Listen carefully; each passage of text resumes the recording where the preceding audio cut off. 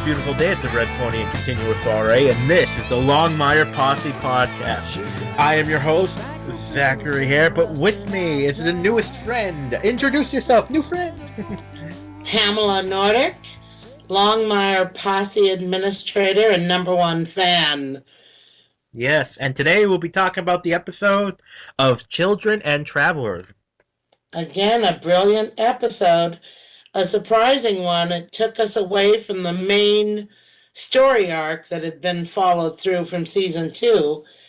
But maybe that's kind of a relief to have a little bit of distraction from the bigger storylines. Oh yes, I welcomed it. Yeah, me too. And it'll make the future things a little more interesting when they come to light. Well, one thing about this show, I've actually learned a lot about like what that area in the country that I didn't know before. Like I didn't know there was a Russian population or like a lot of Russians that traveled through Wyoming, that kind of thing. I had no idea. I'm sure that that's an issue pretty much anywhere in the country, that there's that opportunity for things of that nature.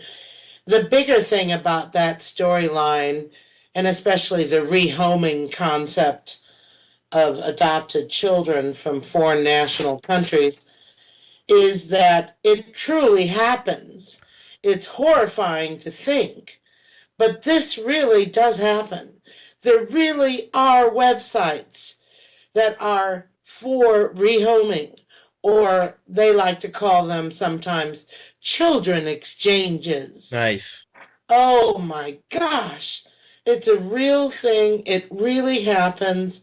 And I was unaware of it until this episode of Longmire. And of course, I had to do research. What is this rehoming business? Does this really happen? Yeah. It's been covered by NBC News. There's been stories in Reuters. There's been stories in Time magazine about it. And there's only one state in this country that has passed a law that forbids this kind of practice, to rehome adopted children outside of judicial oversight. There's only one state, and that's Wisconsin. Jeez. Otherwise, the laws allow it just by not directly being addressed as a law. So this is just shocking to me that that kind of thing actually goes on. Here, I'll take your child if you take mine. Right. Oh my gosh. Well, we see here that like we learn this is a young Russian girl named Polina, and she is a bit of a troubled one. Well, not surprising given what we learned to be her. Yes. Well, I like how they set that up. We think she's just a wild child. And I love that part when Vic said she was a bad girl. That was great. Oh, that's a famous line from the whole episode.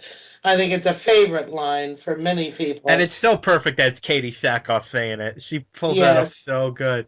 I could tell that even a guy like Walt, the little voice, and even because Walt's still a guy, I could the little voice in his voice goes, "All right."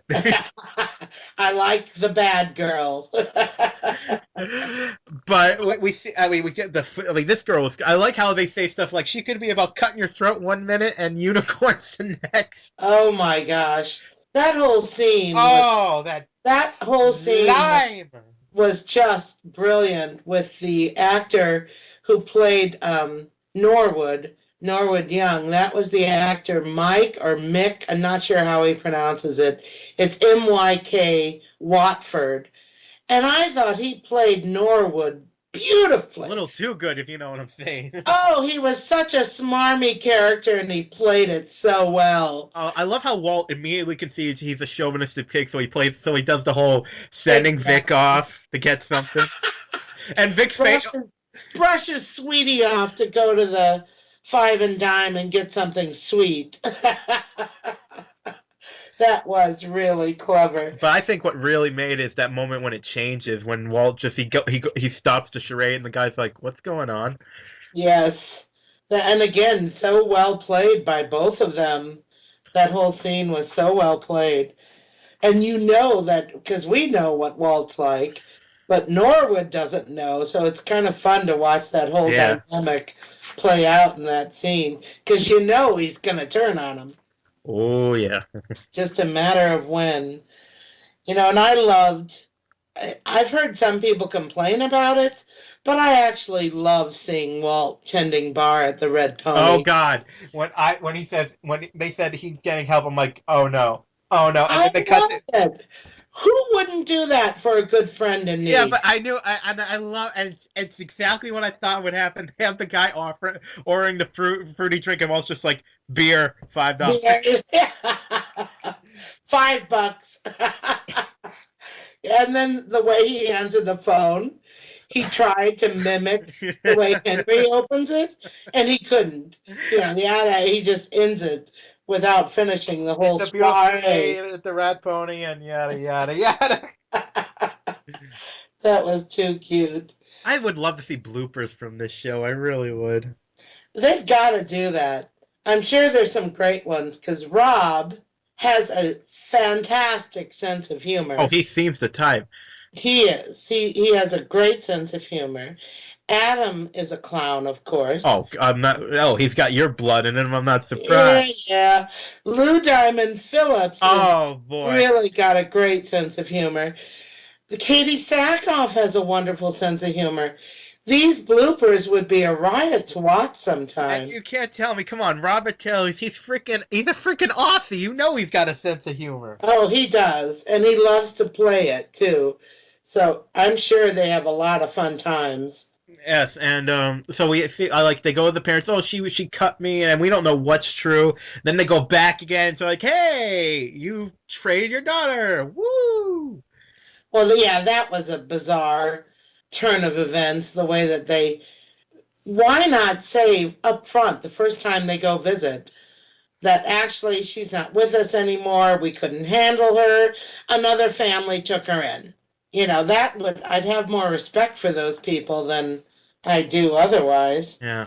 But the storyline had to go the way that it went. Well, and the thing is, we don't know if what like we can't believe now that we know they're liars. We can't believe a word they're saying about how if that scar was really from her. These Yeah, people have absolutely no basis of anything. no, and they're not to be believed because they are proven liars.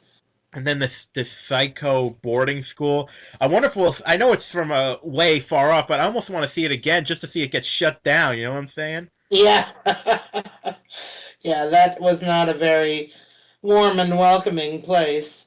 I love the little actress from the TV show The Killing. She played, I forget the character's name, I'm sorry, but she played the girl that helped Walt with the computer. Well, actually, people might know her more. She was in the killing, but she's also started becoming a cast member on Grimm. No, that's a different actress. No, no, that's her. That's the girl. No, it isn't. I know they look very much alike. They have very similar hairstyles, but Beck, who is the character we're referring to on Longmire, who The one played who on showed him the pictures. and The Killing, she is much shorter than the actress who plays on Grimm. I am looking this up. I'm really sure it's her. No, it's not. Beck's last name is Kraus, and the actress from Grimm is totally different person. Well, I like how she's almost afraid to help him. Well, yeah, of course she is. She's got two things against her. She's got the boss lady at the school who she'll get in trouble with, and heck, Paulina had threatened to slice her up if she snitched. So she has two sides to worry about, although she was already convinced that Paulina was dead just because they showed up. They know that she's gone already. Yes. That place is that is not somewhere you want to get sent. No, I don't think so.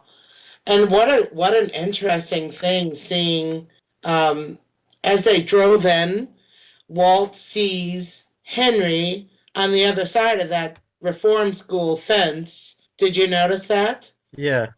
At the same instant that Henry's getting beaten up pretty badly in prison again. Ooh, that just gave me the chills. Hmm. Well, I love when they're at the boarding school and it's like, oh, we can't release. It's like she's dead. Oh, Oh, I just thought about something about the prison thing. Oh, let me get my thoughts in order. Oh, the reform school being in Arizona. Let's back up to that. The reform school being in Arizona, how likely is it that the sheriff and a deputy would have traveled that far? That was an interesting turn of the yeah. story. I was thinking like, and they didn't talk. No one said anything about jurisdiction. No, I thought that was odd that they'd go that far afield at the time when Henry's in prison in big trouble and they just travel that far. I was just really surprised they'd go that far. But again, it helped serve the storyline, I guess. Yeah. Oh my God, it's not her. Wow, Nope. they look. Wow. Oh, they look like twins almost. Oh, you know who? Oh, you know who she is? Okay, you know who that is though. She's. I never thought of them as look. She is in a semi-recurring character in Arrow. Who? Which one? The girl who helped them. Beck. Yeah, she plays the Black Canary's friend. I didn't know that. I've not watched Arrow before. Yeah, she's also a regular in House of Lies. And I think that I mean it's weird though. In Arrow, I've never thought of her as looking like the girl from Grimm, but in that shot, she does. Well, she looks very much like the girl. I mean, if you look at their headshots, Yeah, they that's really look alike. I never noticed it before. Like I saw her in Longmire. That's freaky. Because I was so sure with her. But okay, and yeah, but it's kind of weird how there was no discussion of jurisdiction. Because I'm pretty sure like he went to another county and people raised hell. This one was another state and no one said a thing. Yeah, exactly, exactly. And they still just almost have carte blanche. But I loved the scene in that library when the the administrator of the school walks in and asks what Walt is doing, and he says, Checking my email, and every fan of the show goes, "Yeah." "Never would happen." I loved it. Yes. So we find out more about her, and it turns we start to we talk, like we said we found out she got traded, and but that she was something she was going after something she was trying to, and we find out about the horrible people she got traded to. That turns out they're part of the trading children thing. It's horrible. It's a nightmare to think about that, and what she must have gone through, Polina, to have come from Russia at 14, to be put in one home, traded to another home, and then socked away, abused in that home, and then socked away in some kind of remote reform school in Arizona. It's just bizarre, horrible turn of events for her.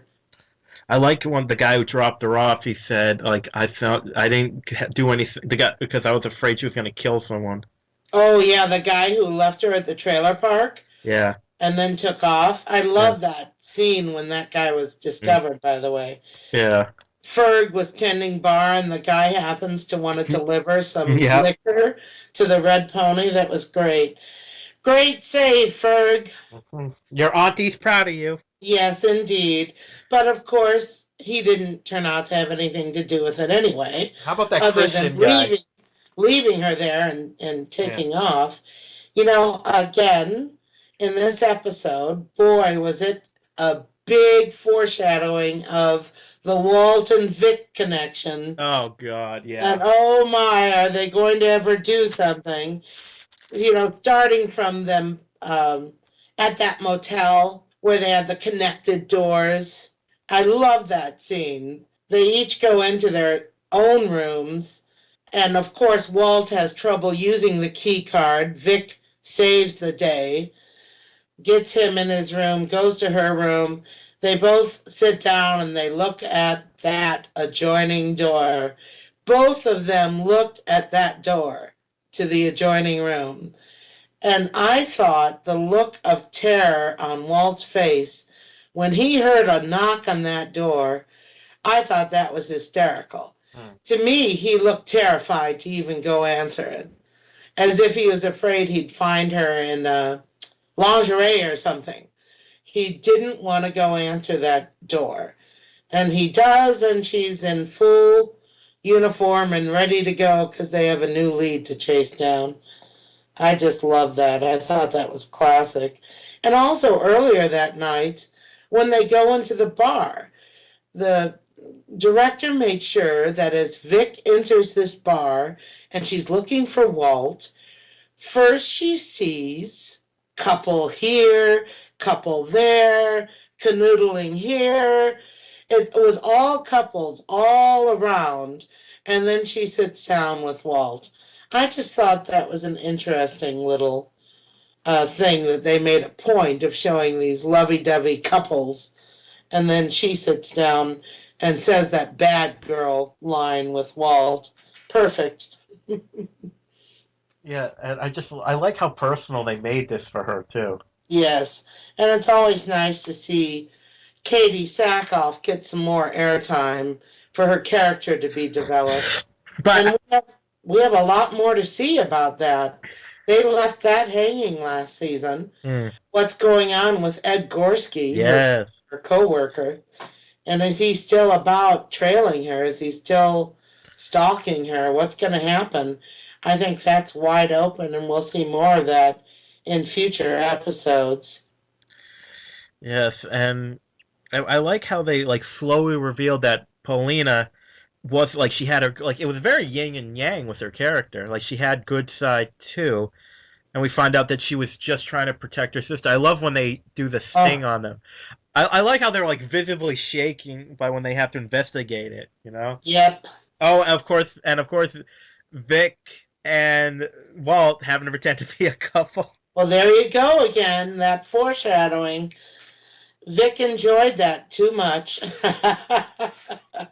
She liked pretending to be married to him.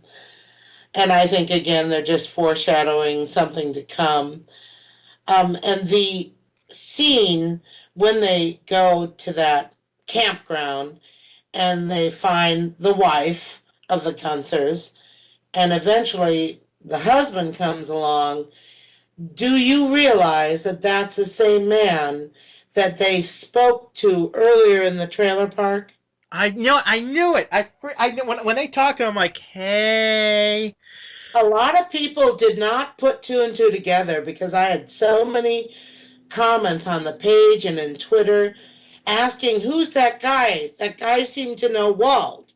Well, that's because they just spoke to him pretending to be the trailer park manager, clearing up that empty spot where the Gunther supposedly had just abandoned. I missed that the first time through. Yep, that is the guy that they spoke to, and that's why he recognized Walt and took off running I was the curious minute he about saw that. him. Yeah, that was quite interesting turn there. And then that's the great chase and the scene where and he gives her the shotgun. I'm like, oh, that's not ending well for Oh, you. real nice, Dad. Nice job, Dad.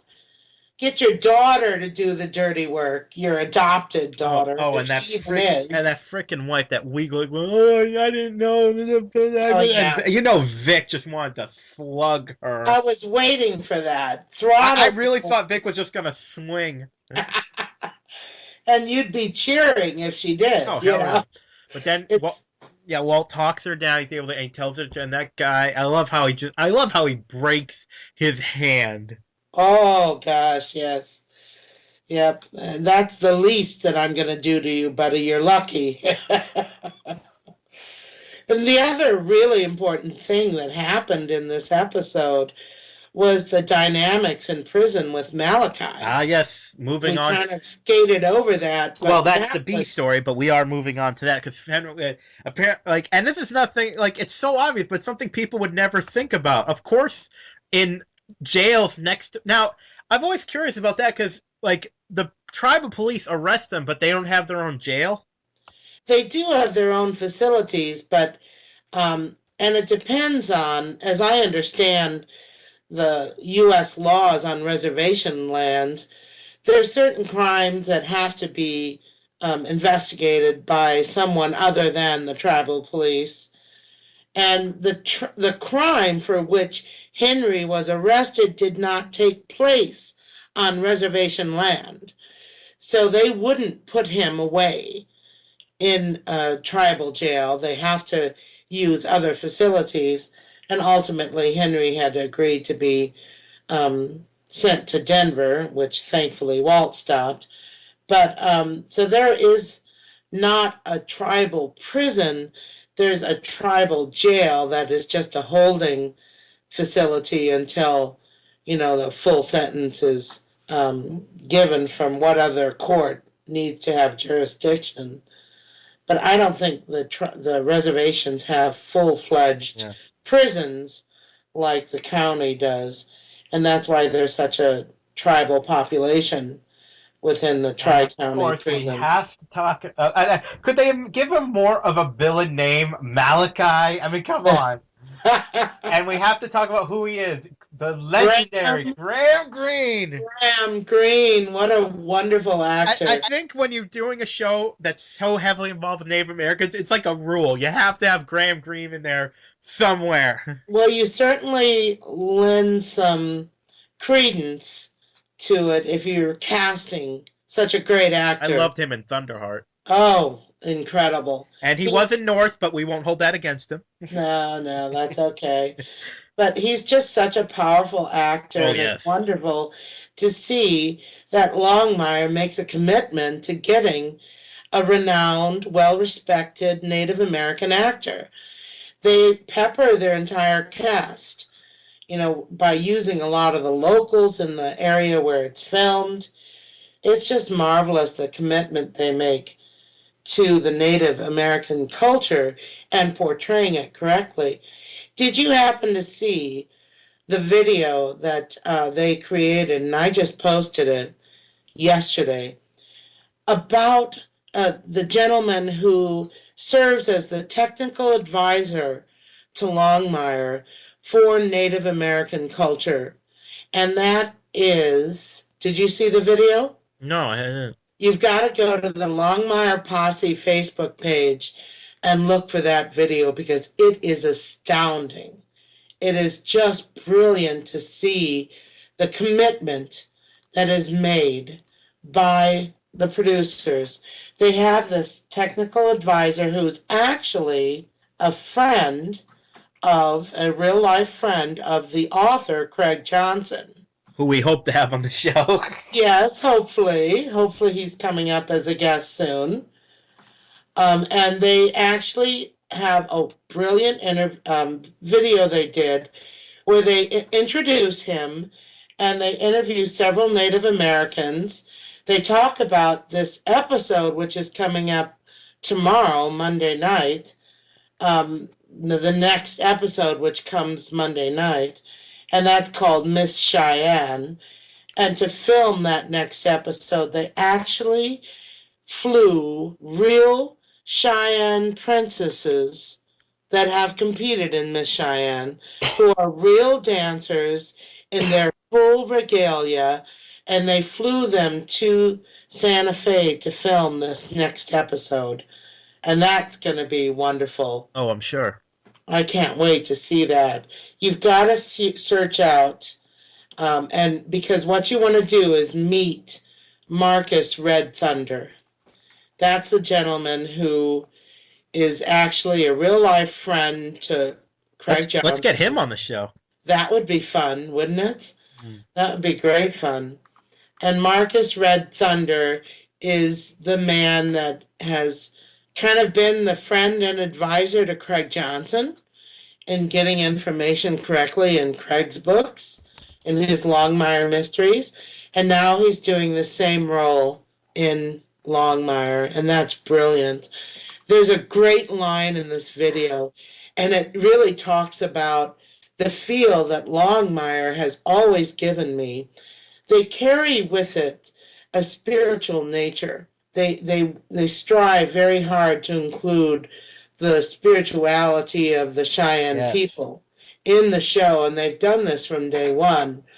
But there's a line in there about how the drum is a gift from the creator, and they dance to the drum in their powwows as a way to escape from all the worries that bestow them in their daily life.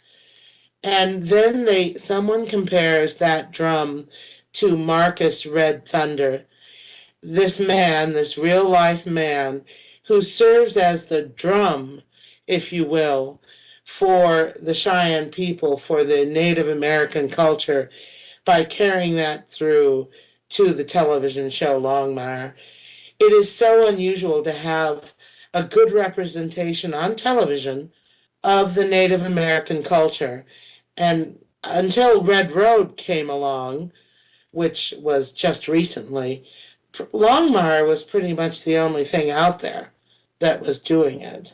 You know what? I can't. I wouldn't mind seeing an episode where they kind of make fun of the old Hollywood, where like Native Americans almost never played themselves. Oh, oh, as a viewer, that irritated me when they'd have English actors dressed up in red Do you know paint. most Native Americans in TV were played by Italians? Oh, I know, it's just terrible. Well, I find it funny that in that Lone Ranger movie, Tonto was played by Johnny Depp, and in the original show, he actually was played by a Native American. So what are we going backwards? Yes, yes, exactly. I'm going to send that video to you because you haven't seen it yet and you really need to. It's quite powerful. Yeah. So now, something I was a little confused about. He says if you don't help, Malachi says that if you don't help me, it's going to become common knowledge that you're friends with Henry. But he's been friends with Henry for what, 30 years? When Well, isn't all of their lives they've been right? friends. Shouldn't that be? Wouldn't that be common? Wouldn't everyone know Henry is Walt's friend? Well, not it's a tri-county jail. So Ah, not everyone in there is from Absaroka County. So not everyone in there would be aware of his friendship with Walt Longmire. okay, I can buy that. So it's a very real and sincere threat. Yeah, I love that. He's like, I have met with my brothers and I seek redemption. Walt's just like, yeah, right in time for your parole hearing. Well, you know what was funny about that is what Malachi to me was really saying. He's saying, yes, I have a new brotherhood that has taught me responsibility, to take responsibility for my actions. To me, that's him saying, yeah, I did the corruption. Yeah, I've got Henry under threat right now, and I'm in control, and I admit to my and take responsibility for my actions. That's kind of how I read that. Because in the next breath, it's you support me in my parole hearing, or who knows what'll happen when these people find out about your relationship with Henry. And you know, it's kind of interesting too how Malachi calls him Hank all the time. When I first saw that referenced, it was before this episode aired, and it was a reviewer who was doing a review of the episode before we actually saw it. And that reviewer was named Matt Carter. He referred to the threat to Hank, and I had a lot of followers that objected to the man calling Henry Hank, the reviewer calling him Hank, saying things like, obviously, the guy's never watched the show because Henry is never referred to Hank as Hank. And yet, boy, here's Malachi on more than one occasion refers to Henry as Hank. And that was really a sign of disrespect, don't you think? Oh, does he call him Standing Bear? I forget. He says Hank Standing Bear on occasion. Hmm, He literally says that. And he's known as Henry Standing Bear, never Hank. interesting. So that was very dismissive, I believe, of Malachi to call him Hank, and Hank Standing Bear, no less. I think that was him just being dismissive of Henry and the power and exhibiting the power that he has in that prison system, to think about being able to stop a public defender from coming to prison. Someone called the public defender's office, remember, Yeah. and canceled Henry's appointment with him. So someone's pulling the strings. I think it's Malachi. And it can't be no accident. The one that he gets replaced is an idiot. Of course. And that's fine. Who else? Who else but Katie Now, Longmire? I find it funny that they do it as like a surprise, but we knew from the first episode she was going to do it because we see them sitting together in the court. Of course. Yes, yes. Not much of a reveal there, buddy. No, no. But it doesn't matter because there's no one who would represent him with as much Oh yeah, passion I knew from the start. as she would. So that's fine the way it worked out. The other thing, back to Malachi, I love this one. He seemed to me to be communicating that he knows about the White Warriors. He knows because there is one scene with Walt in prison when Walt thought he was going to speak to Henry this episode, and instead Malachi walks in. Malachi says, I presume it's all peace, prosperity, sunny weather on the reservation, yada, yada, yada. And then he says, I am a changed man. I will always owe that to you, Walt. Yeah. Like, I owe you a lot for putting me in this place, is what he's saying. And then he speaks of his brotherhood of warriors that he's got in the prison. Wow. Why is he using that term?